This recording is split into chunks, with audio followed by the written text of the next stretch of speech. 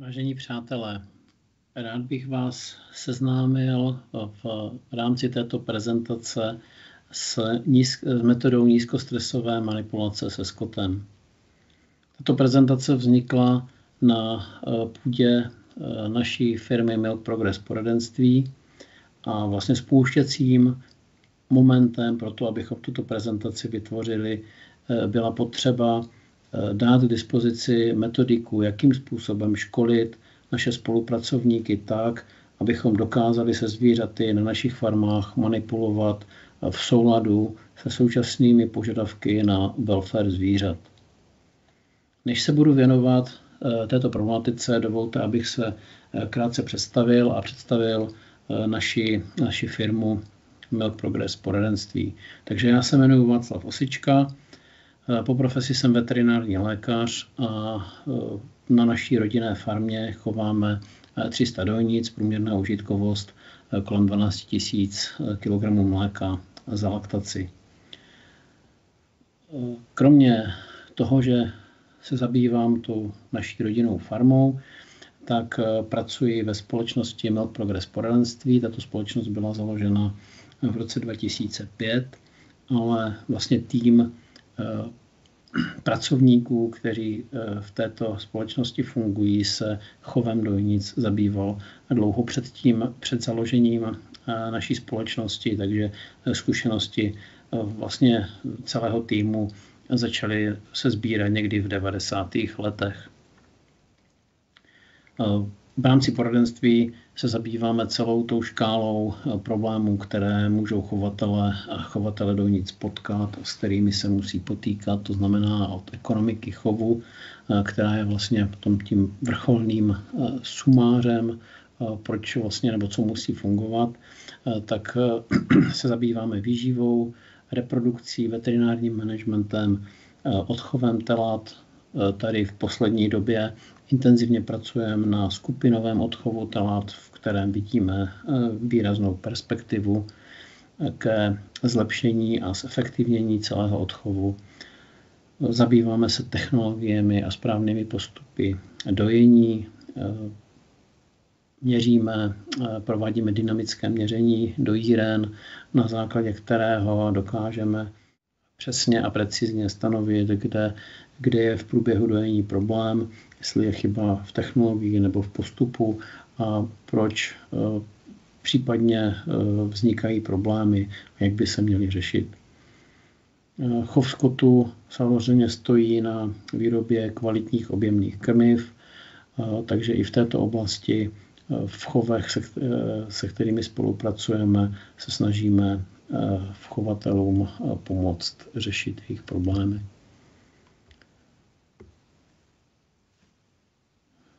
V rámci České republiky a Slovenska pracujeme zhruba s 55 chovy stabilně a pravidelně, což představuje zhruba 22 000 dojnic. Kromě poradenství zastupujeme i výrobce různých produktů pro dojnice. Náš spolupracovník nebo partner je VVS Verněřovice, firma ze Spojených států Diamond V, od které dovážíme produkty a Saccharomyces cerevisiae, což jsou krmné doplňky založené na metabolitech kvasinek a jejich tělech. Dále zastupujeme firmu Schopf, je to německá firma, která vyrábí dezinfekční prostředky na toaletu Vemene. Kromě toho dovážíme i jiné produkty z té skupiny DDD prostředků. Samostatná kapitola jsou pomůcky pro pomalé pití telat nebo pro fyziologické pomalé pití telat od firmy Milk Bar. Je to celý systém, který jednak zaměřen na to fyziologické pití a současně umožňuje i efektivní chov mléčných telat ve skupinách. Když se vrátíme zpět k problematice nízkostresové manipulace se zvířaty, tak tady bych předeslal, že vlastně takovým spouštěcím prvkem byla videa, která se začala v v horizontu někdy půl roku zpátky dostávat do veřejného prostoru.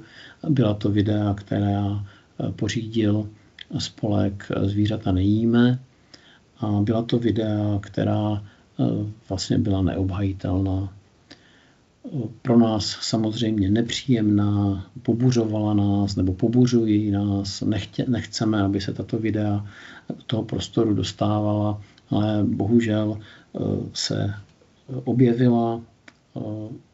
Myslím, že se budou objevovat i v dalším období a že nám nezbývá, než to vzít jako realitu a dělat všechno pro to, aby nebylo možno takováto videa na našich farmách natáčet.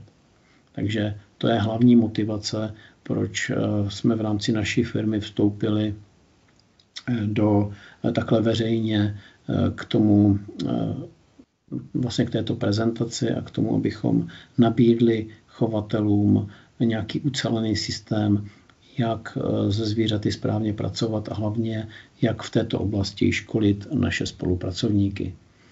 Já můžu říct osobní zkušenosti, že už v podstatě 20 let nepoužíváme při nahánění zvířat žádné nástroje, žádné pomůcky, žádné tyčky, hadice, obušky ani nic podobného. A jednoduše můžu dosvědčit, že to nikomu na farmě neschází.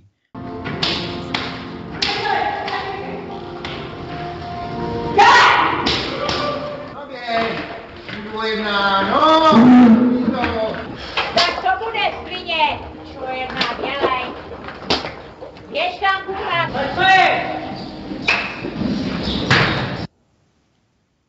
Já jsem pro demonstraci tady pustil zvukový záznam z těch videí, která se objevila na veřejnosti, veřejně na YouTube platformě. Já myslím, že jednoznačně bychom těžko obhajovali, pokud tyto zvuky se ozývají z prostor, kde pracujeme se zvířaty, tak bychom těžko obhajovali nebo tvrdili, že personál a zvířata jsou v pohodě, že ta práce tam běží v klidu, že máme zvířata rádi a že se o ně staráme, jak nejlépe to jde. Já jsem to schválně pustil bez zvuku, protože se mi několikrát stalo, že jsem něco podobného slyšel na farmě, když jsem procházel se zootechnikem při nějakém kontrolním dnu. A co mě zarazilo, že vlastně ta reakce toho vedoucího pracovníka byla prakticky nulová. No to znamená, že to buď to vůbec nevnímal, anebo to považoval za normální. Takže tady v tomhle směru bych jenom chtěl podotknout, že toto jsou vlastně první signály toho, že na té farmě něco nefunguje, když vedoucí pracovníci prostě tohle okamžitě neřeší. Nelze se dneska rozhodnout, že budeme zacházet se zvířaty tou metodou bezstresové manipulace a očekávat, že zítra to poběží. Je to prostě dlouhodobý kontinuální proces, kdy to musí začít tím, že sledujeme pořád kontinuálně, co se na té farmě děje a všechno, co se nám nezdá nebo co nezapadá do toho konceptu, tak musíme okamžitě s těmi pracovníky řešit. Když to potom posuneme o kousek dál a podíváme se, jak to vypadá i s obrazem. Tak to bude svině, čo jedna dělej. Běž tam kurat.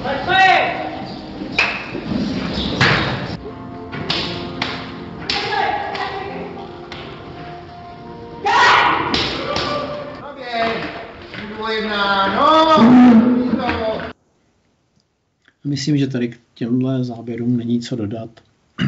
Jednoznačně můžeme říct, že tohle jsou neobhajitelná videa a v momentě, kdy se to dostane na stůl veterinární správy, tak je velmi obtížné tady to nějakým způsobem komentovat a snažit se přesvědčit někoho, že vlastně je to v pořádku nebo že to je individuální selhání toho člověka. No, už to, že ten člověk prostě je v čekárně před dojírnou a má elektrický pohaněč a nahání zvířata do dojírny elektrikou, tak už to je pro mě naprosto nezvládnutá situace. A nehledě k tomu, že vlastně před dojením bychom měli s těmi zvířaty pracovat naprosto v klidu, protože vlastně víme, jak negativní dopad má jakýkoliv stres před dojením na celý proces spouštění mléka, dojení, na zdravotní stav mléčné žlázy a potažmo na užitkovost. Takže je to nejenom nefér a nešetrné vůči těm zvířatům, ale je to i naprosto iracionální z hlediska ekonomiky mléčné farmy. Takže nám tady zbývá položit si otázku. Máme pod kontrolou, jak na naší farmě zacházíme se zvířaty? Já bych zase ze své zkušenosti řekl, že žádná z farem nemá hrubé zacházení v popisu práce. Další věc, takže můžeme se snažit tvrdit, že se jedná o individuální selhání pracovníka. Další klasická situace je, že vedoucí pracovníci jsou těmi záběry z videí vesměs překvapení. To znamená, že pravděpodobně nemají dostatečný přehled o tom, co se na té farmě, kterou mají na zodpovědnost, děje. Já jsem byl svědkem toho, že se samozřejmě potom v komunikaci s veterinární správou jsme se snažili skutečně poukazovat na individuální selhání pracovníků, ale je velký problém v momentě, kdy na té kameře jsou zachycení různí pracovníci v různou dobu a chovají se prakticky k těm zvířatům stejně. Tady pak už nejde to nazývat individuálním selháním, ale je to selhání celého toho systému řízení farmy. Já to vidím, vlastně ten kořen vidím v tom, že podceňujeme význam pravidelného školení pracovníků a tomu správnému zacházení se zvířaty nedáváme dostatečnou prioritu a nemáme dostatečné vzdělání i na úrovni managementu těch farem. Když to srovnám s situací v USA, kterou jsem mohl vyhodnotit při své poslední návštěvě, tak v momentě, kdy jsme diskutovali se zootechniky nebo s pracovníky na úrovni našich zootechniků, tedy s managementem farem, tak v jejich pracovních postupech byl vždycky některý den nebo část některého z pracovních dnů vyčleněný na takzvaný trénink týmu. Takže jeden týden se trénovali dojiči, druhý týden se trénují krmiči, třetí týden paznechtáři a vlastně neustále jsou ti pracovníci v nějakém kontinuálním procesu vzdělávání a udržování těch jejich znalostí a vlastně podrobování kontrolám jejich znalostí a toho, aby potom tu práci vykonávali v souladu s těmi pracovními postupy, které mají vlastně naučené. Takže tady já bych jednoznačně řekl, že ta selhání, opakovaná selhání jdou na vrub vedoucích pracovníků. Jak jsem předeslal, všechno stojí na tréninku týmu a na tom, abychom měli vzdělané pracovníky. Samozřejmě nechtěl bych tady rozvíjet diskuzi o ekonomice výroby mléka, o tom, jaký typ pracovníků dneska máme k dispozici. To samozřejmě je pravda, je to velký boj, ale na druhou stranu je důležité, aby ta farma to zvládla a aby se s tím nějakým způsobem popasovala a prostě dokázala zabezpečit, abychom skutečně se zvířaty pracovali tak, že minimalizujeme stres, kterému ta zvířata vystavujeme. Trénink týmu, to se dobře řekne, ale jak to provádět? Jak vysvětlit člověku, aby se k těm zvířatům choval slušně, aby s nimi slušně manipuloval, aby nepoužíval násilí. To jsou všechno v podstatě definice nebo slovní spojení, pod kterými si 5 lidí představí 5 různých věcí. Naštěstí existuje soubor teoretických poznatků a přesně definovaných doporučených postupů, které dohromady můžeme říct, že tvoří metodu nízkostresového zacházení se zvířaty. Máme vlastně k dispozici postupy takových těch hlavních propagátorů nízkostresového zacházení se zvířaty, což je Temple, Grandin, Bud Williams, Pat Parelli, Monty Roberts, ti poslední 2, to jsou spíš trenéři, američtí trenéři koní, ale vlastně už od 50. let minulého století se hledala cesta, jak manipulovat zvířaty, jak je trénovat, aniž bychom u toho museli používat násilí. A vlastně ty výsledky té práce dneska máme k dispozici a skutečně těch teoretických poznatků a doporučení je obrovské množství a není problém, pokud se tím zodpovědně člověk zabývá, není problém to zvládnout tak, abychom byli schopni definovat, co je dobře a co je špatně. Takže metoda nízkostresového zacházení se zvířaty je založena na správném pohybu člověka a na poloze jeho těla vůči zvířeti. Tato metoda respektuje vlastnosti skotu, které se vždy objeví při té stresové zátěži. Ta zvířata je mají geneticky zakódovány. Člověk je zde v roli predátora. Takže ta kráva nás vnímá jako toho, kdo ji chce lovit. Využívání této metody je bezpečné a znamená mít zvířata pod kontrolou. Dokázat je s nimi pracovat tak, že naše pohyby a naše chování jsou předvídatelné pro ta zvířata a zase jejich pohyby a jejich reakce jsou předvídatelné pro nás. Takže jsme schopni skutečně s těmi zvířaty komunikovat, jsme schopni fungovat tak, aby to všechno probíhalo v pohodě. Jediné, co je důležité, je, tak musíme s těmi zvířaty mluvit jejich řečí. Ještě jednou zdůrazňuji, že v rámci té metody jsou definované teoretické principy, na základě kterých lze ty poznatky cíleně předávat. Dá se to právě využít při školení personálu. Jak jsem říkal, cílem té metody je minimalizovat stres u zvířat, se kterými pracujeme. Ten stres je v podstatě soubor fyziologických reakcí na to, kdy se naruší přirozená rovnováha organismu. Můžeme vyjmenovat stresové faktory, tedy stresory, které nám vlastně ten stres u zvířat vyvolají. Můžou to být klidně postupy na farmě, zejména manipulace, transport, dojení, nebo jsou to environmentální stresory, tepelný stres, horkochlad, přeplněné prostory, špatná ventilace. Stresory můžou být i nutriční, sem patří především nedostatek nebo nízká kvalita krmiva, případně vody. Jaké má stres důsledky? Všechno to, co nechcem. Snížená produkce mléka, oslabení imunitního systému, nepředvídatelné chování, změny v chování, neklid, případně agresivita. Stres může způsobit i problémy s reprodukcí, no a samozřejmě v důsledku těch změn v chování se setkáváme s častějšími úrazy. Stres v každém případě negativně ovlivňuje pohodu zvířat a tím pádem produktivitu a ekonomiku farmy.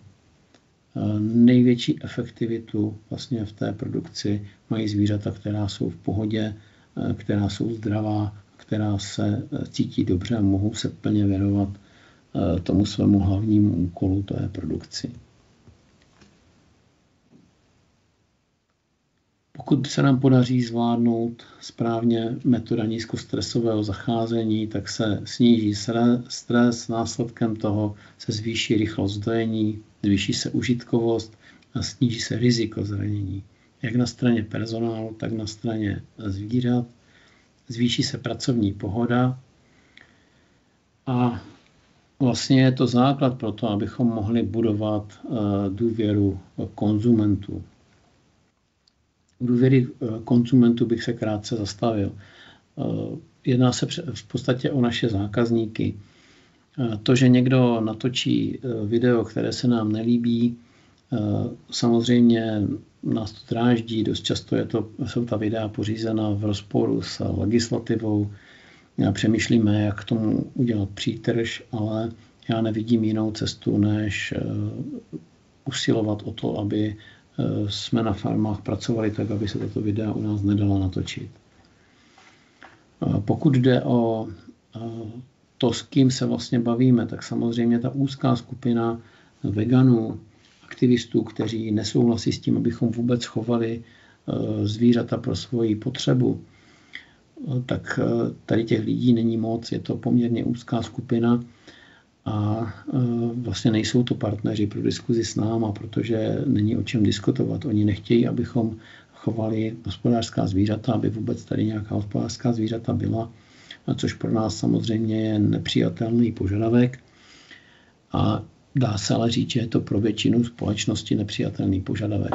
Problém je, že tato videa dokážou ovlivnit i tu zákaznickou pohodu té většinové společnosti. Takže skutečně ta situace je taková, že dnešní moderní člověk chce kupovat potraviny živočišného původu, které jednak jsou bezpečné z hlediska nějaké zdravotní a výživové hodnoty, ale zároveň pochází od zvířat, která byla chována v dobrých podmínkách a rozhodně nebyla žádným způsobem týrána a stresována. A pokud chceme tu společnost přesvědčit, tak musíme skutečně pravdivě přistupovat tady k té problematice a dokázat to zvládnout tak, aby jsme rozptýlili veškeré pochyby o tom, jakým způsobem ten chov na našich farmách probíhá. Abychom dokázali zvládnout metodu správné manipulace se zvířaty, tak je potřeba si v první řadě uvědomit, s jakými zvířaty pracujeme. Pokud se budeme bavit o dojnících, tak jsou to stádová zvířata a na rozdíl od ovcí nemají rády blízký kontakt. Ovce se pasou hlava na hlavě, nemají problém s tím svým osobním prostorem, na rozdíl od krav. Ty dodržují ten svůj osobní prostor, bývá ve velikosti od 0,5 do 3 metrů. Nejčastěji samozřejmě může ta vzdálenost být i mnohem větší u citlivějších zvířat a je potřeba na to myslet. Nejdůležitějším smyslem pro krávu je zrak. Je na to výborně vybavená a na to, aby tenhle smysl mohla kráva využívat. Vidí vlastně v obrovském zorném poli 330 stupňů a její slepý bod je vlastně jenom úzká výseč bezprostředně za krávou. Na rozdíl od člověka, který má zorné pole zhruba 170 stupňů a ten slepý prostor je podstatně větší. Další rozdíl je v způsobu vidění. Kráva sice pokryje obrovský prostor, má velký zorný úhel, ale většina toho zorného úhlu je vlastně pokryta jenom jedním okem, takže je to takzvané monokulární vidění. Zase na rozdíl od člověka, který téměř celou tu výseč toho zorného úhlu pokrývá oběma očima. Ten důsledek tady téhle skutečnosti je, že kráva špatně vidí prostorově. Se na rozdíl od člověka, který má dobré prostorové vidění. S tím prostorovým vidění souvisí vnímání reliéfu a odhad vzdálenosti. Takže v tomhle kráva vidí dobře do dálky, ale hůř se orientuje v tom, co má před sebou. To prostorové vidění má jenom zase v úzké výseči 20 až 30 stupňů.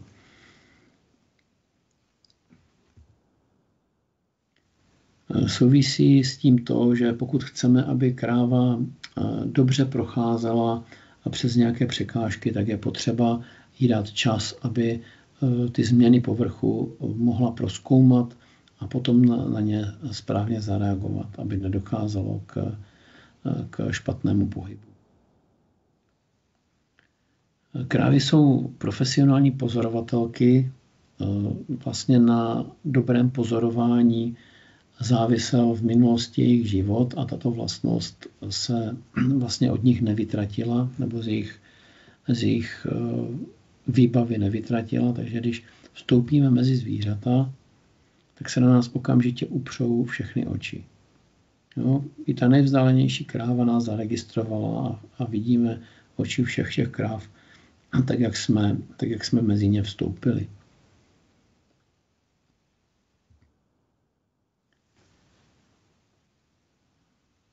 Co je další vlastnost zraku krav, tak, kterou si musíme uvědomovat, že na rozdíl od člověka, který když se chce podívat dolů před sebe, tak stačí, aby sklopil oči. Zatímco kráva, když se chce podívat pod nohy, tak musí sklonit celou hlavu. A zase tohle je věc, která je velmi důležitá, kterou si musíme uvědomovat. A souvisí s tím to, že pokud chceme po krávě, aby překonala překážku, tak jí zase musíme dát čas na to, aby mohla sehnout hlavu. Týká se to zejména překážek, jako jsou schody, koupací vana, klec. Tady to vidíme v reálu. Každé zvíře, které přechází přes tu překážku, tak nejdřív skloní hlavu, prohlédne si překážku a překročí. V momentě, kdybychom ta zvířata naháněli rychle, tak nestihnou správně reagovat. Tady tu krávu víc než ta překážka zajímá ten, kdo filmuje. Zase je dobře si uvědomovat při tom nahánění, že se těžko, ta kráva se dokáže soustředit jenom na jednu věc, takže těžko je možno je nahánět a pracovat s nimi, když rozptyluje něco jiného. V tomto případě to byl kameraman. Druhý velmi důležitý smysl u kráv je sluch. Krávy jsou velmi citlivé na zvuky o vysoké frekvenci, natáčí okamžitě uši ke zdroji zvuku a silné zvuky, intenzivní, jsou pro krávy velmi stresující. Takže křičení, bouchání do zábran, štěkání, hlasité nenadálé zvuky, to všechno jsou věci, které u krav vyvolávají stres a je potřeba se jich vyvarovat. Když Adam natáčel tohle video, tak při vstupu do stáje zapískal, takže je dobře vidět, jak zvířata okamžitě natočí uši ke směru toho zvuku.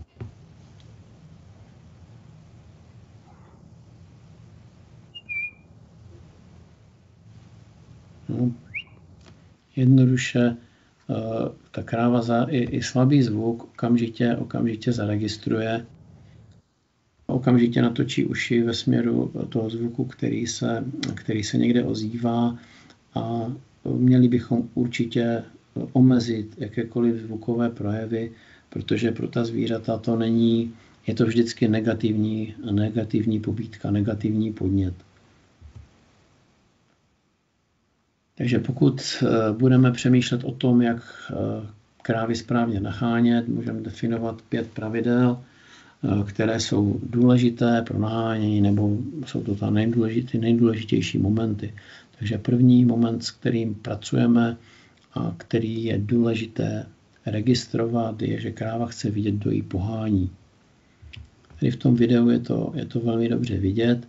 V momentě, kdy jdu za zvířetem, postavím se do slepé zóny a ztratím se té krávy, tak se okamžitě dívá, kde jsem. Nebo pořád vidím její oko, ať se postavím, kam chci, ona se vždycky natočí tak, aby mě viděla. No, takže v momentě, kdy chceme tu krávu zatočit, tak je potřeba stát na té straně, kam má jít.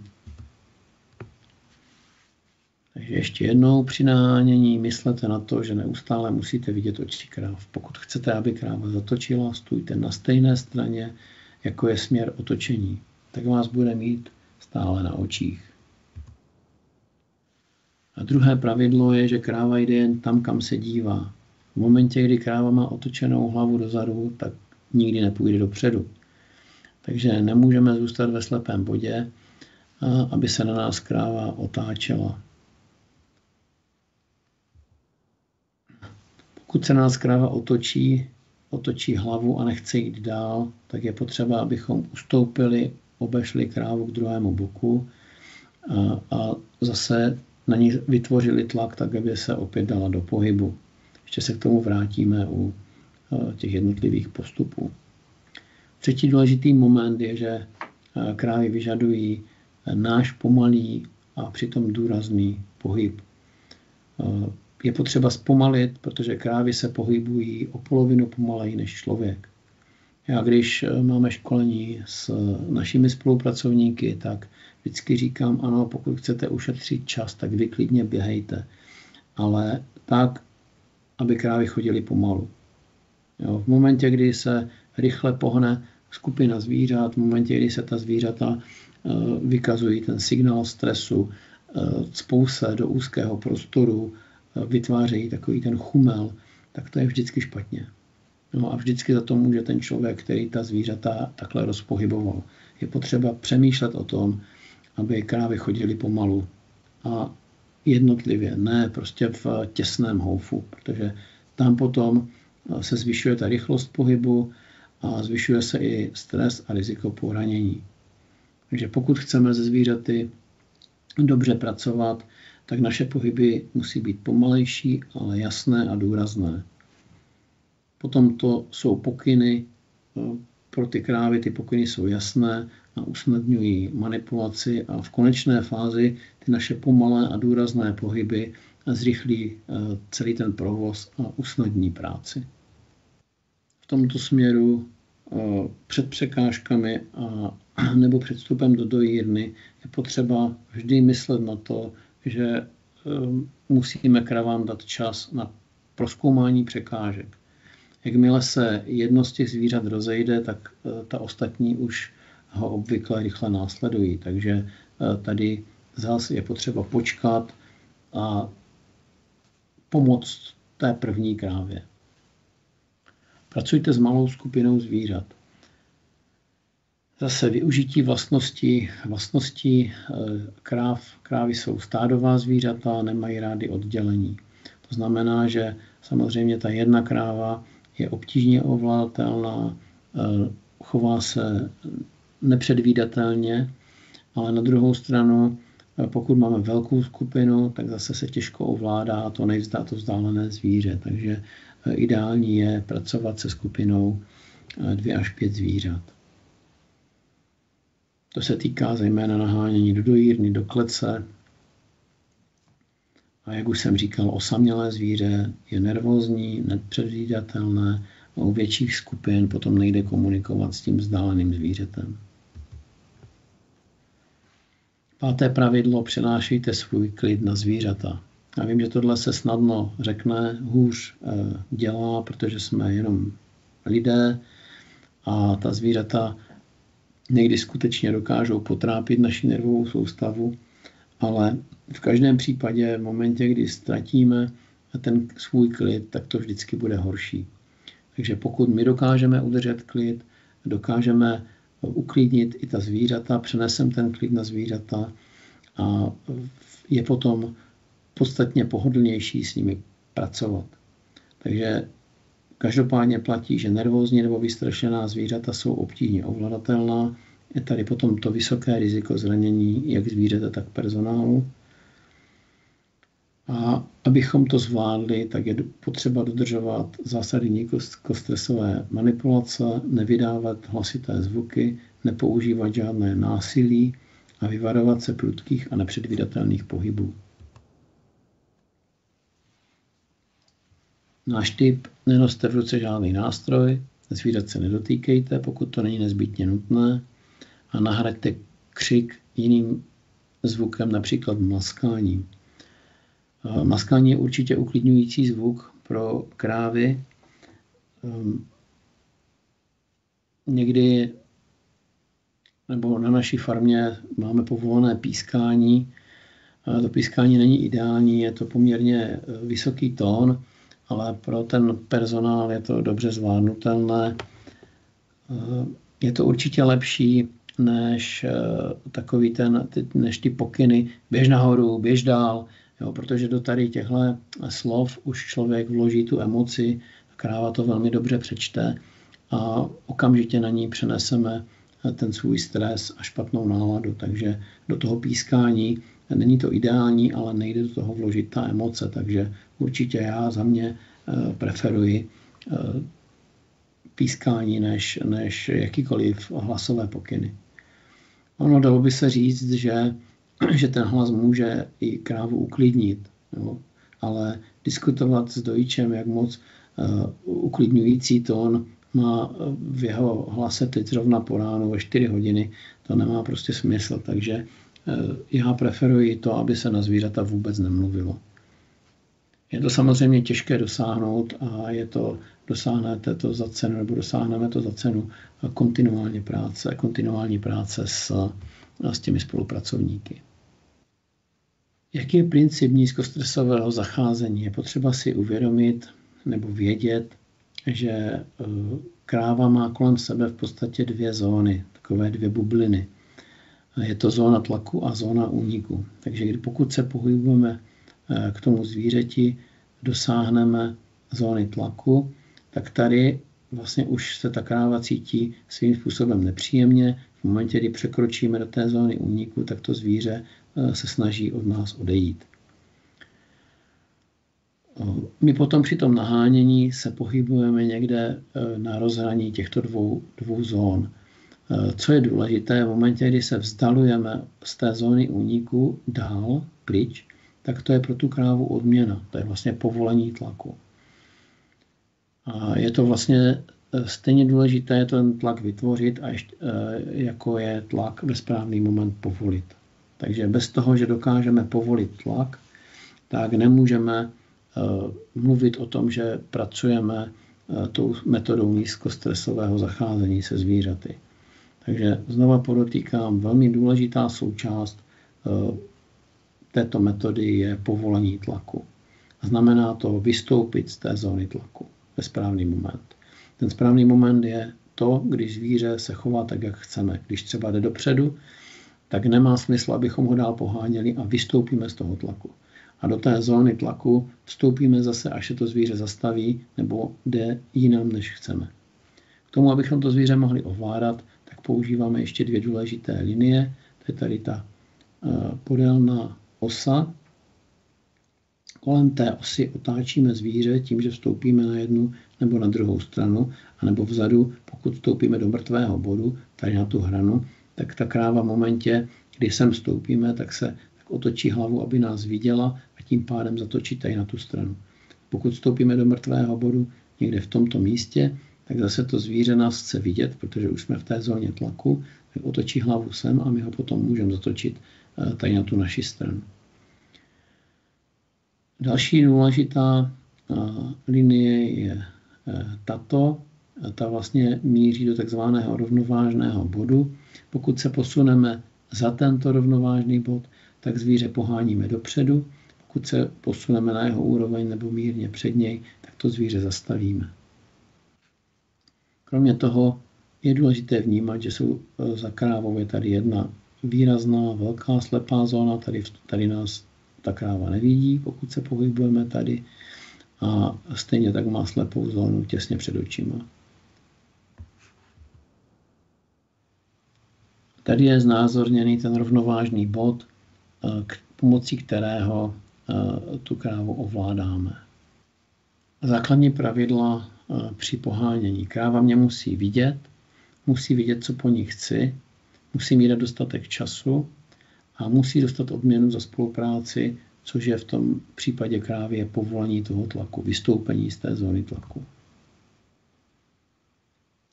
Tak tady už máme potom reál, jak pracovat se zónou úniku. Víte, že vlastně přistupuju k té krávě, to je přesně to rozhraní, kdy na ní vytvářím tlak. Teď jsem předešel ten rovnovážný bod, kráva se zastavila. Vrátil jsem se kousek dozadu a přistoupil ke krávě a zase jsem vytvořil tlak. Tady je další zvíře. Teď už mě registruje a komunikuje se mnou. Je to rezistentní zvíře, odolává tomu tlaku, se nepohybuje, ale teď už vlastně pochopila, co po ní chci a vlastně dala se do pohybu. Přitom mě pořád kontroluje zrakem, dívá se na mě a vlastně můžu ji tady posunovat dál. Tady je znázorněno na tomto videu, jak nevstupovat do té zóny úniku. Já vlastně procházím kolem té krávy, ta kráva mě pozoruje, ale já jsem ji nedal žádným způsobem najevo, že s ní budu komunikovat. Prostě ona si myslí, že jenom projdu kolem. V momentě, kdy potom udělám nečekaný pohyb, tak bude jasně vidět, jak to zvíře zareaguje a že to je veskrze špatně.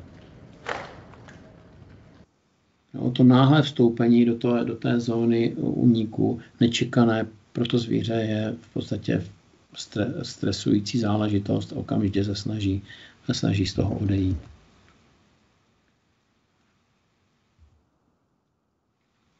Takže na animaci to potom vypadá tak, že vlastně přistoupíme, ovlivňujeme ten balanční bod a vlastně posuneme zvíře.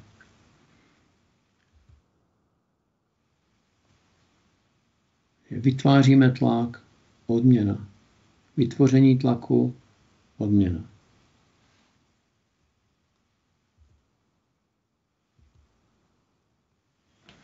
Takže pokud bychom to chtěli shrnout, tak pohybují se pomalu, ale důrazně. Do zóny úniku přistupují pomalu, dokud kráva nezareaguje. A jakmile zareaguje, tak vystoupím z té zóny úniku až do nějaké části té zóny tlaku, což je odměna pro to zvíře. Ten tlak musí povolit.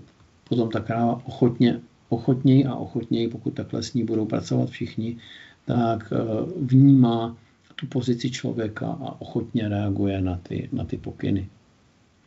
Tady je potom znázorněna práce s tím rovnovážným bodem, jak v té podélné ose, to znamená, že když k té krávě přistupuju zepředu, tak podle toho, z které strany zatlačím, tak na tu druhou stranu se mi otáčí.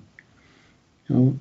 V tom rovnovážném bodu zase, když přistupuji z boku, tak v momentě, kdy stojím před rovnovážným bodem, tak tu krávu brzdím. V momentě, kdy se přesunu a jdu k té krávě jakoby zezadu za ten rovnovážný bod, tak ji pobízím do kroku vpřed. Tady je to potom znázorněné na animaci, jak vlastně pracuji s tím rovnovážným bodem. Krávu jsem popohnal dopředu, teď jsem ji zastavil a zase, když se posunu dozadu za rovnovážný bod a směrem k té zóně úniku, tak to vlastně funguje stejně. Přesně tuto situaci, která byla teď tady vidět, tak se můžeme podívat na reálnou situaci při pohybu s krávou. Takže tlak na rovnovážný bod. V momentě, kdy dojdu to zvíře a předejdu ten rovnovážný bod, tak zvíře se zastaví. Vrátím se zpátky, zatlačím a zase rozpohybuju to zvíře dopředu. Když ji obejdu z druhé strany, tu podélnou linii, přistupuju zepředu, tak otočím tu krávu na druhou stranu. Jí se zase nechce, protože tady stojí Adam s kamerou a to je důležité si prostě uvědomovat, že i když chceme s těmi zvířaty pracovat, tak jakýkoliv rušivý podnět, teď jak poodešel, tak zase ta kráva tam už pak do toho prostoru vstoupila. Ale myslím si, že ta práce s tím zvířetem a ta manipulace s ním je naprosto zřejmá.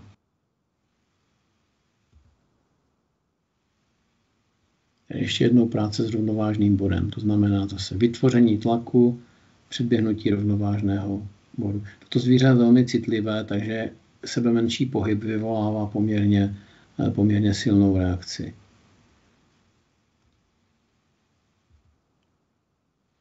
Otočení krávy. Takže zase pokud přistupuju k tomu zvířeti přímo zepředu, tak podle toho, na kterou stranu té podélné linie se posunu, tak na tu stranu tu krávu otáčím. Takže tady to vidíme zase v reálu. Přistupuji ke zvířeti zepředu, přejdu linii a zatlačím na ten rovnovážný bod. Kráva se mi otočí, aniž bych se jí jakkoliv dotkl nebo na ní promluvil. Pokud přistupuji z boku, zase před tím rovnovážným bodem, tak se mi kráva se otočí na tu druhou stranu.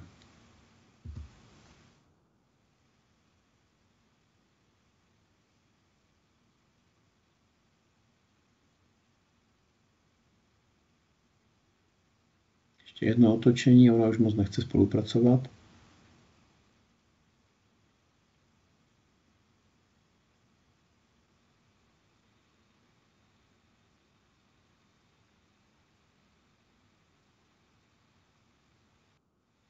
Tak, popohnání krávy.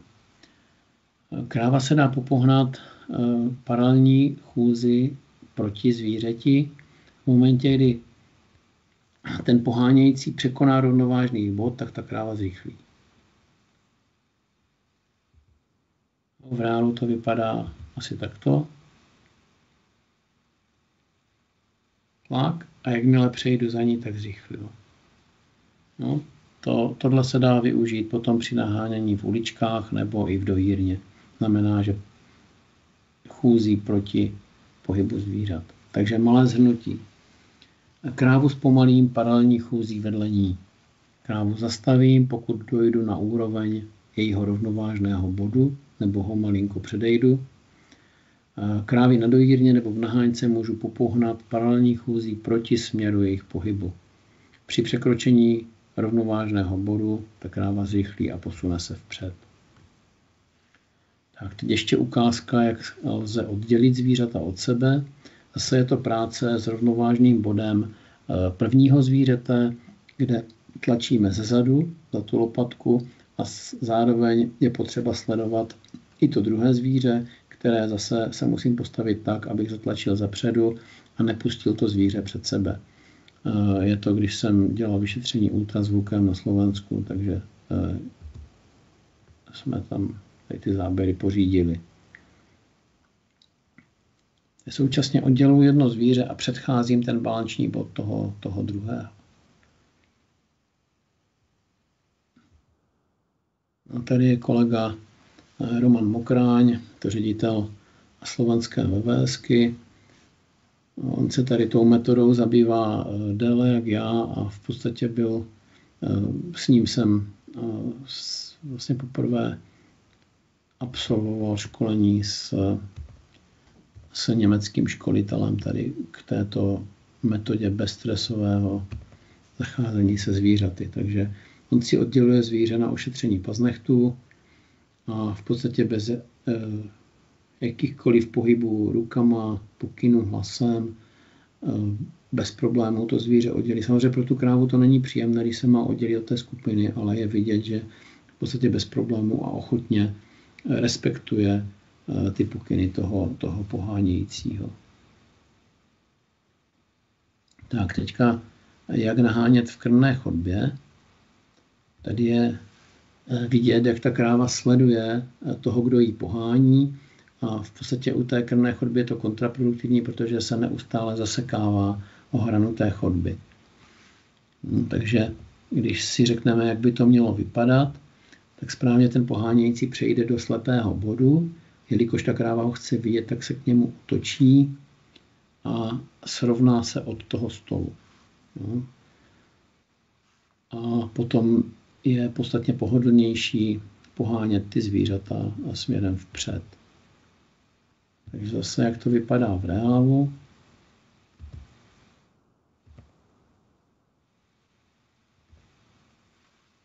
V momentě, kdy Roman přešel přes slepý bod, tak to zvíře se otočilo k němu a pak už není problém ho doprovodit tam, kam je potřeba. A jak se nahání skupina? Pokud naháníme skupinu, tak samozřejmě nemůžeme komunikovat s každou jednotlivou krávou, ale pohybujeme se takzvaným pohybem cikcak. Vytváříme takovouhle vlnovku a vlastně vždycky k některým zvířatům přistupujeme a od některých se vzdalujeme. Takže je to právě to vytvoření tlaku a zároveň odměna se těm zvířatům, od kterých se vzdalujeme. Tady vidíte, jak správně ta naháněčka vlastně jde za tou skupinou. V dostatečně velké vzdálenosti, protože ta skupina běží, tak není potřeba ten tlak ještě zvyšovat. Tady zase naháněč jde s tím, že jde tady tím pohybem cikcák. Všechny krávy se otočily směrem k němu. On teda má v ruce ještě praporek, to je farma, která má tady tu metodu, že mají pracovníci povolené tyhle praporky. Já osobně spíš preferuju to, aby se při nahání nenosilo vůbec nic v rukách, protože dost často má člověk potom nutkání použít ty pomůcky jinak, než je povolené.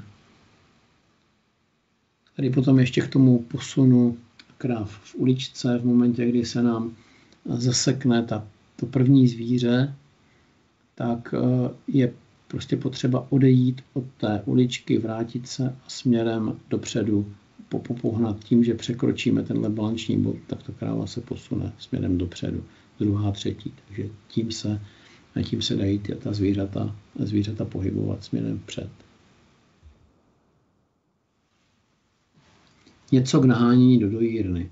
Je to úplně nejzásadnější moment, nebo velmi zásadní moment na každé mléčné farmě.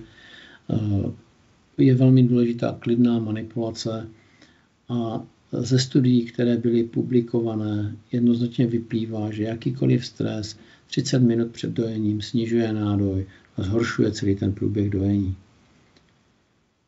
Proto je důležité nahánět s klidem a v tichosti, minimální kontakt se zvířaty, musíme dávat jasné pokyny a musíme kravám dát dostatek času. Ten čas nikdy nepřijde na zmar, a pokud dáme těm zvířatům dost času před vstupem do dojírny, to rychleji nám nastoupí a vlastně to dojení proběhne ve větším klidu a rychleji. Tady zase dál. Je tady i zvuk, takže je tam slyšet to, že není nic slyšet.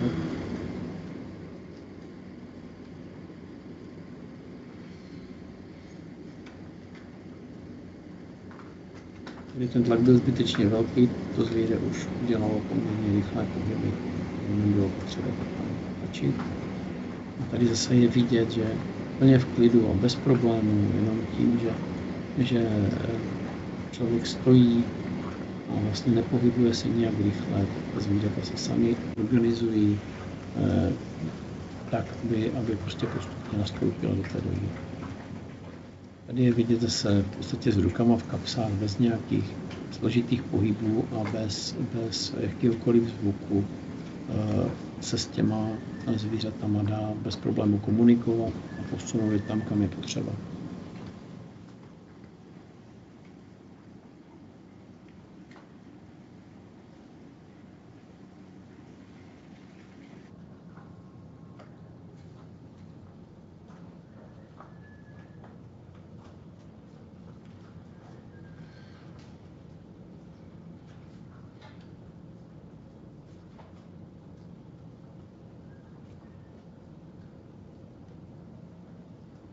Samozřejmě, když nám potom zůstane poslední kráva, které se do té dojírny nechce, tak tam už pak je potřeba třeba nějaký důraznější pohyb nebo to vykrytí toho prostoru rukama, ale 90% těch zvířat prostě projde bez jakýhokoliv násilí a bez nějakých důraznějších pohybů. Prostě ty krávy ví, co mají dělat a pokud se jim dá ten prostor, tak oni to udělají. Na závěr ještě pár schémat, jak to funguje v rámci těch chovatelských zařízení, jako je třeba fixační klec. Tady je potřeba zdůraznit, že jakýkoliv zařízení, které má tvar tady té nálevky, tak je špatně. No, pro tu krávu tím, že se jí zužuje ten prostor, tak je signál, že se děje něco nekalého. Prostě to zvíře se necítí dobře v tom zuženém prostoru. A ještě navíc na konci stojí fixační klec, které ta kráva nevěří. Takže my tím zúženým trichtýřem vlastně upozorníme to zvíře na to, že se něco tam děje a ta kráva tam přirozeně nechce. Jo, na to, abychom naháněli zvířata do nějaké ošetřovací, manipulační uličky nebo fixační klece, tak se používá, v podstatě ta zařízení mají pořád stejnou konstrukci a to je ten princip barboxu. No, tady je vidět přesně, jak to má být postavené, s tím, že kráva vstoupí do toho prostoru barboxu a ten člověk, který nahání, za sebou zavírá tady tu poslední zábranu. Je dobře, když tato zábrana je neprůhledná a stejně tak, když tato zábrana je neprůhledná. No, takže tedy, když se podíváme, jak to pokračuje, takže odsud přišla kráva, takhle se zavřela neprůhledná zábrana a to zvíře se vrací zpátky. A v tento moment je ta kráva přesvědčená, že ji posíláme tam, odkud přišla. To znamená, tady už to zná, tam odsud přišla a tam je to bezpečné, tam se nic neděje. Takže to zvíře ochotně to takhle vytočí, začne se vracet. A my tím, že tady přivřeme tu zábranu, tak tu krávu v podstatě oblafneme a pošleme ji někam, kde ona nebyla, ale myslí si, že tam už byla. A v momentě, kdy toto je všechno neprůhledné a ta klec je průhledná, tak nám tam bez problému to zvíře naběhne bez jakéhokoliv stresu a násilí. Takže tohle je princip Barboxu. Těch schémat, videí je k dispozici obrovské množství. Tady třeba je vidět, jak se pracuje schéma, jak se pracuje s masným skotem, takže větší skupina zvířat je nahnaná v ohradě. Ten naháněč si vybere tady tím způsobem, že vstoupí za menší skupinu, oddělí je od těch ostatních, tak jak jsme to ukazovali. Posune si tu malou skupinu, zavře za ní zábranu a následně zavře ještě o kus dál další zábranu, která zároveň potom dělá ten vstup do toho barboxu nebo do té vyšetřovací nebo manipulační uličky. No, ta zvířata vůbec nevnímají tady nějaké riziko a v momentě, kdy pokračujeme dál, tak je potom otočíme v tom kruhu. Tady zase ten naháněč přesně pracuje s těmi jednotlivými zvířaty pomocí jejich rovnovážných bodů, takže na ně vytváří přiměřený tlak. No a bez problému je dostane do té chodby nebo do té manipulační uličky, aniž by tomu cokoliv potřeboval. Pokud potřebujete zvířata organizovat té uličce, tak zase chodí jim do protisměru a tím je vlastně pohání směrem dopředu. Tady to potom máme na videu reálnou situaci. Jsou to mladí masní býci. Vlastně je vidět, že ten prostor neznají, že nejsou úplně v pohodě, ale ten naháněč tam odvádí výbornou práci. Jo, postupně vlastně ta zvířata organizuje, vytváří na ně přiměřený tlak a jakmile dělají to, co chce, tak okamžitě ten tlak povoluje. Jo, tady to byla výborná ukázka toho, jak vlastně s tím barboxem pracovat. Tady potom máme třídění býků přímo na pastvině. Vidíte, ten farmář vlastně si vybírá, které zvíře chce nahnat do té uličky. A postupně je bere dokola a odděluje je tak, aby vlastně tam přišel ten býk, kterého v té uličce potřebuje.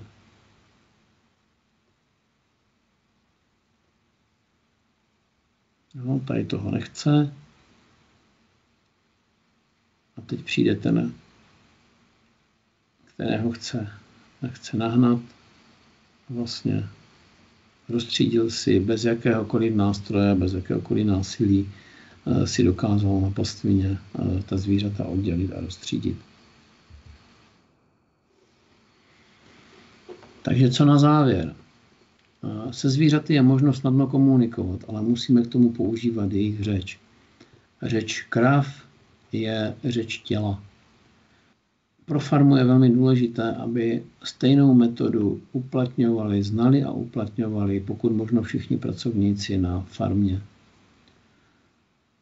Zvládnutí nízkostresové manipulace se skotem přináší rychlejší, efektivnější a bezpečnější práci a lidé i zvířata jsou víc v pohodě. To mohu potvrdit z toho, jakým způsobem funguje ta manipulace se zvířaty na naší farmě a skutečně v tom není žádný problém a je to pro všechny mnohem příjemnější a pohodovější činnost. Ale tato metoda odpovídá požadavkům současné společnosti. Stále více lidí zajímá, jakým způsobem jsou chována hospodářská zvířata a není to výsada jenom aktivistů a veganských spolků. Čím dál víc se tím zabývají i lidé, kteří souhlasí s tím, že chováme hospodářská zvířata pro svoji potřebu. Takže na závěr bych vám popřál hodně úspěchu v práci se zvířaty. Na našich stránkách můžete najít nějaké doplňující informace a pokud by kdokoliv potřeboval jakoukoliv konzultaci k této problematice, tak na webových stránkách jsou kontakty na náš tým, takže se rádi zapojíme do jakékoliv diskuze k tomuto tématu. Děkuji za pozornost.